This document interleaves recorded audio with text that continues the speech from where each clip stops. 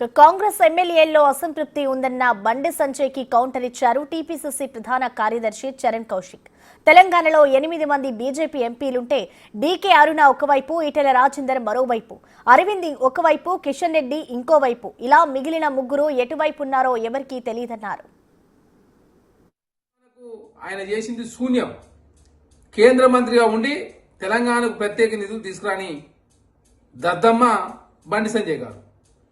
అదే కాకుండా భారతీయ జనతా పార్టీలోనే 8 మంది ఎంపీలు ఉంటే డీకేఆర్ గారిది ఒక వర్గం, ఈటల రాజేందర్ గారిది ఒక వర్గం, బండి సంజయ్ గారిది ఒక వర్గం, కిషన్ రెడ్డి గారిది ఒక వర్గం, అదేవిధంగా విశ్వేశ్వరరెడ్డి గారు ఎటుంటారో ఎవరికి తెలియని పరిస్థితి, మిగతా ఎంపీలు ఏం చేస్తారో తెలియని పరిస్థితి.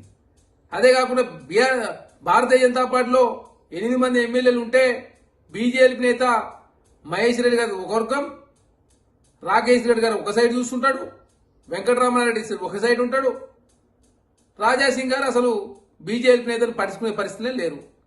మీ పార్టీలే లుకలుకలున్నాయి, మీ పార్టీలనే వర్గాలు ఉన్నాయి.